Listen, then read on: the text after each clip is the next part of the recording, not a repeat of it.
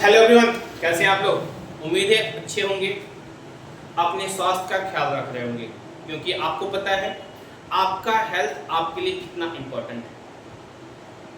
आज हम आपके सामने रिफ्रैक्शन, जो क्लास 10 का एक इम्पोर्टेंट टॉपिक है, हम उसको लेके आगे बढ़ेंगे। वेलकम टू द स्टडी वाला अड्डा। मैं कुमार का स्वागत करता हूं अपने YouTube चैनल जिसका नाम है स्टडी वाला अड्डा। आज हम, जैसा हमने बताया कि हम किसकी बात करेंगे, रिफ्रैक्शन की। किसकी बात करेंगे, रिफ्रैक्शन की। रिफ्रैक्शन की नॉर्मली कहते हैं रिफ्रैक्शन है क्या, तो कहते हैं sir bending of light. Bending of light when passing from one medium to another medium. कहते हैं, ध्यान से देखना, रिफ्रैक्शन का मतलब होता है कि जब एक मीडियम से लाइट दूसरे मीडियम में गई, उस लाइन की उसकी वजह से, जो स्पीड ऑफ लाइट की वजह से जो लाइट के अंदर बेंडिंग पावर होती है, इसी बेंडिंग पावर को हम बोलते हैं रिफ्रैक्शन। ये हमारा इंसिडेंट रे है, ध्यान से देखिएगा। इसको मान लिया जाए एक मीडियम एयर मीडियम मान के, इसको आप ग्लास मीडियम मान लीजिए। देखना भाई, इसको जाना किधर था, इधर चला, किधर गया, अपने रास्ते से थोड़ा सा भटक गया। ये जो भटकने का मेथड है ना, इसी भटकने के प्रोसेस को हम बोलते हैं रिफ्रैक्शन। क्या बोलेंगे, रिफ्रैक्शन। बात सही है सर? हाँ सर। तो रिफ्रैक्शन क्या है, bending of light when light passes from one medium to another medium. Refraction होने के रीजन क्या है, ध्यान से देखिएगा। Change of speed of light, speed of light, change of speed of light in different medium. आप नॉर्मली सोचो ना कि अगर हमने मीडियम चेंज किया, मीडियम हमारे पास सिर्फ दो होते हैं, मीडियम हमारे पास सिर्फ दो हैं। पहला डेंसर मीडियम और दूसरा रेयर मीडियम। पहला क्या है, डेंसर मीडियम, और दूसरा क्या है हमारा, रेयर मीडियम। कहते हैं कि नॉर्मली क्वेश्चन भी आ चुका है, क्वेश्चन आया है ऑप्टिकली डेंसर मीडियम को आप डिफाइन कीजिए। किस मीडियम को, ऑप्टिकली डेंसर मीडियम को आप डिफाइन कीजिए। तो डेंसर मीडियम क्या है, जिसमें आपकी स्पीड ऑफ लाइट धीरे हो जाए, कम हो जाए। आप प्रैक्टिकली सोचो, आप क्लास में बैठे, क्लास पूरा कंजेस्टेड और आपको एक पॉइंट से दूसरे पॉइंट पे जाना है, तो ऑफ कोर्स आपकी स्पीड कम हो जाएगी। छोड़ो भाई, वो भी मान लीजिए। आप अगर हाईवे पे जा रहे हैं, आपकी स्पीड अपने आप बढ़ गई। आप अगर मार्केट में जा रहे हैं तो आपकी स्पीड घट गई। मतलब जहां पे स्पीड घट गई वो कौन सा मीडियम होगा, डेंसर मीडियम, और जहां पे स्पीड बढ़ गई वो हमारा हो जाएगा रेयर मीडियम। तो रिफ्रैक्शन क्या था, रिफ्रैक्शन की कॉज क्या थी, क्यों रिफ्रैक्शन पॉसिबल है। लेकिन एक बात बता दूं, हम कहते हैं कि सर जो भी होगा 100% रिफ्रैक्शन होगा, लेकिन ऐसा संभव नहीं है। रिफ्रैक्शन होने के लिए आपका रिफ्लेक्शन भी होता है। कोई कह दे कि पूरी तरह से रिफ्रैक्शन होता है, ऐसी बात नहीं है।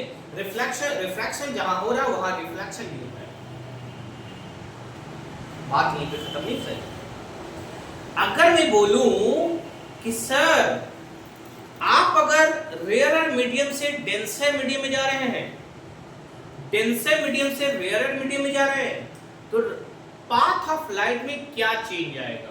ध्यान से देखना भाई, आपने क्या किया, हम आपको बताएं, ध्यान से देखिए।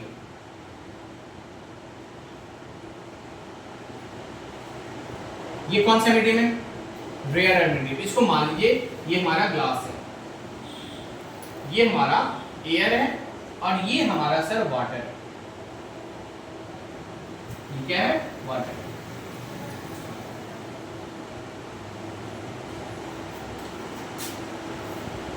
आपने जब मीडियम चेंज किया, देखो भाई लाइट इधर से आई, आया, बोलो हाँ, आ गया। लाइट इधर से आएगी, और आप हमेशा याद रखिएगा हर इंसिडेंट रे के अलावा आप क्या ड्रॉ करेंगे, परपेंडिकुलर। बोलो हाँ कि ना, एकदम सर कर तो देंगे झकास वाला, बोलो हाँ, कर देंगे।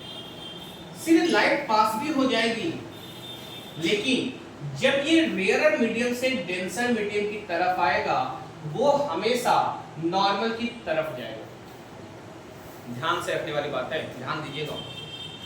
अगर ये रेयर मीडियम जो हमारा एयर है, हम उससे ग्लास में आए हैं, तो इसका मतलब हम जा रहे हैं रेयर मीडियम, मतलब जहां पे स्पीड ऑफ लाइट ज्यादा है उसके कंपेयर में जहां पे स्पीड ऑफ लाइट कम है, हम उस मीडियम में ट्रैवल कर रहे हैं। और जहां पे ट्रैवल करेंगे वहीं पे हमारा रिफ्रैक्शन होगा। क्या होगा? रिफ्रैक्शन। बात यहीं पे देखना भाई। नॉर्मल ड्रॉ क्यों करते हैं? ड्रॉ करते हैं सिर्फ इसलिए ताकि हम एंगल बता सकें। इस एंगल को हम बोलेंगे एंगल ऑफ इंसिडेंस और इस एंगल को बोलेंगे एंगल ऑफ रिफ्रैक्शन। क्या बोलेंगे? Angle of refraction. ध्यान से देखना, इस सरफेस के लिए इंसिडेंट है और ये रिफ्रैक्टेड है, जबकि इस सरफेस के लिए हमारा ये इंसिडेंट होगा और ये हमारा रिफ्रैक्टेड होगा। आप ध्यान से देखना है, ये रेयर था, ये डेंसर था, फिर ये कौन सा मीडियम आ गया? रेयर मीडियम आ गया। ठीक है सर, रेयर मीडियम थोड़ा और अच्छे समझा दीजिए। चलो भाई, आप क्लास 9 में सॉलिड लिक्विड गैस पढ़े होंगे। क्या पढ़ा होगा हमने? सॉलिड लिक्विड गैस पढ़ा होगा। थोड़ा सा अगर कंसिडर, थोड़ा सा हम आपको समझाने की कोशिश करें तो हम उस क्रम में जाने जा रहे हैं। जिसके पार्टिकल्स क्लोज हैं वो है डेंसर मीडियम, और जिसके पार्टिकल्स दूर हैं वो होगा रेयर मीडियम। लेकिन ध्यान से, आप कभी ये नहीं बोल सकते यही रेयर है और यही डेंसर है। रेयर और डेंसर बताना एक कंपैरिजन है। आप कंपैरेटिव स्टडी कर पाएंगे तब जाके आप बताएंगे कि कौन रेयर है कौन डेंसर है। नॉर्मली अगर बोल दो कि sir solid is always considered to be the denser medium and gas is always considered to be the rarer medium, it is impossible. No one can say that solid is always denser and gaseous is air is always rarer. हमेशा it totally depends on the comparison, comparative study. जहां पे आप comparison कर रहे हैं वहां पे हम डिसाइड करेंगे। भाई देखो, हम यहाँ पे एयर और ग्लास की बात करेंगे। किसकी बात करेंगे? एयर और ग्लास की। एयर के पार्टिकल्स दूर होते हैं, स्पीड तेज हो जाएगी, तो इसको आप बोलेंगे रेयर मीडियम। क्या बोलेंगे? Rare medium. और इसको बोलेंगे आप डेंसर मीडियम। क्या बोलेंगे? Denser medium. जबकि इन दोनों के कंपेयर में ये क्या हो जाएगा? रेयर मीडियम, सॉरी ये तो डेंसर नहीं होगा, और ये क्या कहलाएगा? Rare medium. बताओ क्या कभी डिसाइड कर सकते हैं? नहीं कर सकते। तो ठीक है, आज हम यही करते हैं, आज हम देखते हैं। कल हम आपको बताएंगे रिफ्रैक्टिव इंडेक्स क्या होता है, relative refractive index, absolute refractive index. इतनी कहानी कह के हम कल चैप्टर को खत्म करेंगे। ठीक है, तब तक के लिए थैंक यू।